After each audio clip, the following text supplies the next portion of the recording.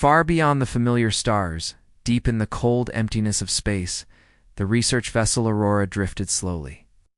Its silver hull gleamed faintly under distant starlight. Inside, the ship was quiet, too quiet for a crew used to the hum of machines.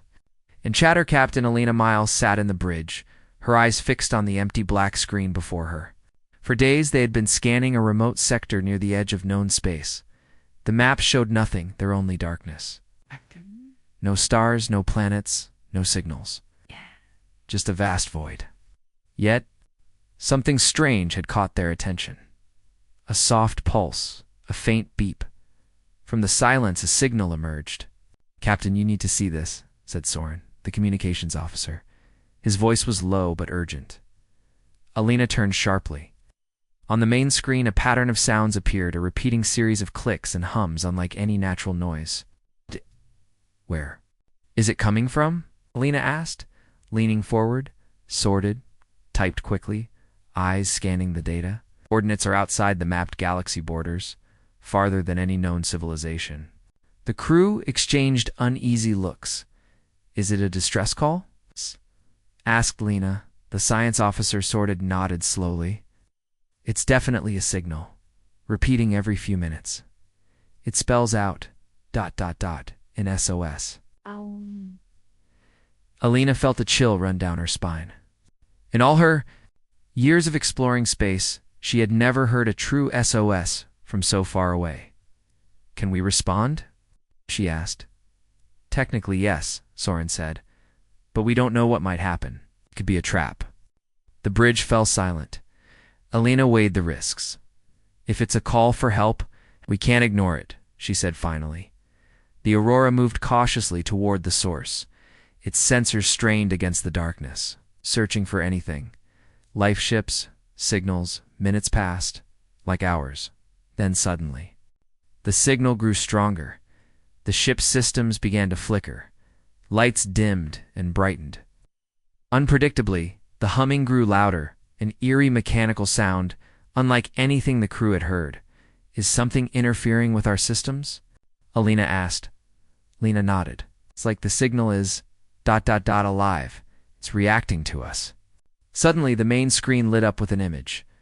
A black monolith hovered in the void. Massive and silent. Its surface was smooth and dark, reflecting no light. Around it, its faint red lights blinked rhythmically. "Impossible," whispered Soren. "That structures shouldn't exist here." Lena stared, breath catching. "It's the source of the signal," Lena said. The monolith pulsed once, then twice, and the ship shuddered. "Shields up. Prepare for possible attack," Lena ordered. But nothing. Hit them. Instead, the ship's AI spoke calmly. "Captain, the SOS signal contains encrypted data. A warning, do not respond. Do not awaken the Deathworlders." Elena's heart pounded. What are the Deathworlders?" she asked. "They are an ancient war force," Lena said grimly. "Machines designed to destroy entire civilizations that contact this beacon? Then why is the signal still active?" Alina wondered aloud. "Maybe the last survivors left this message to stop others," Soren suggested. Alina realized they had made a terrible mistake. By answering the signal, it had triggered something old and dangerous. Suddenly, the black monolith's lights flashed rapidly. The ship trembled. Systems went offline one by one. Power loss in engineering. Someone yelled, "Emergency protocols." "Now," Alina commanded. The ship lurched as if caught in an unseen grip. Outside, the monolith rotated slowly. Its red lights blinked in the same rhythm as the SOS signal. Then, far in the distance, a new light appeared. A fleet, dark ships, shaped like claws, moved out from the shadows the Deathworlders had. Wakened, the Aurora's crew stared in horror. The fleet was coming, and there was no telling what they wanted. Alina gripped the armrest. "We have to warn Earth. We have to survive." The signal from nowhere had changed everything. The edge of the universe was no longer empty. It was alive. The Black Fleet moved silently through space, its long, claw-shaped ships cutting through the darkness like shadows hunting their prey. These were the Deathworlders, ancient war machines built for one purpose: destruction. On the bridge of the Aurora, the crew watched the incoming ships in stunned silence. "Captain," Soren said, voice trembling, "they're real, and they're heading this way." Elena's eyes narrowed. "How fast can they get here?" "Faster than anything we've seen," Lena answered. "Their engines don't work like ours. They seem to bend space itself." The tension grew thick. The crew's initial excitement about the mysterious signal was gone. Now fear-filled. The air far below on the ship? Engineers scrambled to repair the damaged systems. Power surged back in fits and starts. But sensors were still unreliable. "Tracking their fleet is nearly impossible," said an engineer. "They use some kind of stealth technology that hides their movements." Alina paced, trying to think. "We need allies. Earth needs to know." She reached for the comms console. "Soren, send an emergency broadcast to the Galactic Defense Fleet." Soren's hands flew over the controls, but the comms crackled and died. "They're jamming us," he said. "They don't want anyone to warn the galaxy." Meanwhile, on a nearby mining colony called Karos, life went on as usual.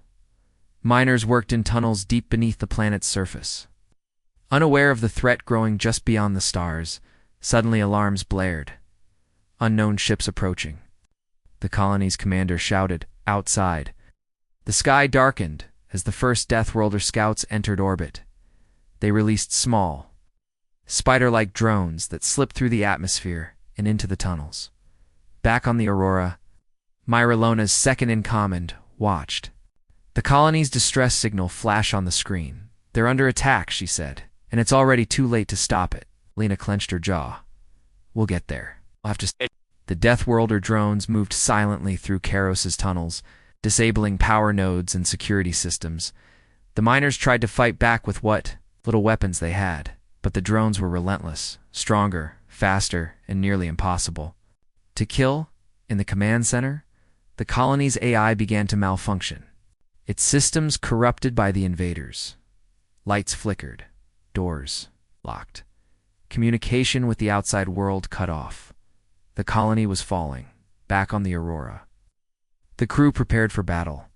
"We can't let them take Karos," Lena said. "If they succeed, they'll move on to more populated worlds." Alina nodded. "We'll make a stand." As the Deathworlder fleet grew closer, the galaxy held its breath. Ancient machines had been awakened by a single signal, a call for help that should never have been answered now. All life faced the wrath of the Deathworlders, and the fight for survival was just beginning. The Aurora and a small fleet of defense ships raced toward the Karos mining colony. Every second counted. On the bridge, Captain Alina Miles stood tense, eyes fixed on the flickering images of the colony under siege. "Enemy ships detected in orbit," said Soren, scanning the screens. "They're already inside the atmosphere." Mira gripped the edge of the console. "Scouts are on the surface. They're moving fast." Alina took a deep breath. "All weapons ready. We protect Karos at all costs." Down on Karos, the miners fought desperately. The Deathworlder drones moved through tunnels like shadows, swift and deadly. They hacked into systems, disabling power and communication one by one. Commander Yarrick barked orders. "Hold the line. Don't let them reach the control center." But the drones were relentless. Their black armor was nearly invulnerable. When shots hit, they barely slowed. "We can't keep this up." A massive figure appeared at the tunnel's entrance. A Deathworlder war machine, towering and powerful. Its glowing red eyes scanned the area. Yarrick raised his rifle. "Let's fall back. Get to the evacuation points." Back on the Aurora, Alina watched helplessly as the colony's distress signals grew weaker. "We're losing them," Lena said grimly. Alina clenched her fists. "We need to land troops. Get ground teams ready." Mira nodded. The shuttle carrying ground forces descended toward Karos. The sky was filled with smoke and flashes of light as the team landed. Deathworlder. Units emerged from the shadows, attacking with precision. The humans fought back with all their might. But the enemy was unlike anything they had faced before. They learned said one soldier breathlessly. They adapt to our tactics, Myra moved through the chaos, rallying her team. We fight for our homes. Don't give up. After hours of brutal fighting, the ground team managed to push the Deathworlders back, but the cost was high. Many were lost. The colony was badly damaged. Elena's voice came over the cum. Hold your position. Reinforcements are on the way. Yes. The sun set on Karos. The crew of the Aurora knew this was only the beginning. The Deathworlders had shown their power and their will to destroy. The galaxy's survival depended on stopping them before more worlds fell. After the fierce battle on Karos, the crew of the Aurora gathered in the ship's lab. Lena, the science officer, stared at the data streaming across her screen. Her fingers moved quickly, analyzing every detail of the Deathworlder technology. They had captured. There has to be a way to stop them, Lena said. Not. Her voice steady but urgent. Captain Alina looked over her shoulder. Anything new? Lena nodded. Yes, their machines are advanced, but not perfect. They share a central control system, a command network that links all the Deathworlder units together. Soren, the communications officer, leaned in. We can find their command node and hack it. We could shut down the entire fleet, but where? Mira asked. The fleet is massive and moving fast. Lena pointed to the star map. Based on their patterns, I think their command node is hidden on a planet near the edge of this sector. It's protected, but we might be able to reach it. The plan was risky. A small team would need to infiltrate the planet. Find the command node and upload a virus to disable the Deathworlders. Alina gathered her crew. This mission will be dangerous, she warned. But if we don't act now, the Deathworlders will destroy everything. Mira volunteered immediately. We'll do it. We won't let them win. The infiltration team prepared their gear, stealth suits, hacking tools and weapons. Everything had to be perfect as their shuttle approached the planet. Tension filled the air. The surface was barren and dark, with huge black towers rising, like teeth from the ground. Stay alert, Myra whispered. We don't know what traps they've set. On the ground, the team moved carefully through the alien landscape. The towers hummed with strange energy. Suddenly, alarms blared. Enemy units detected. Soren's voice crackled over their coms.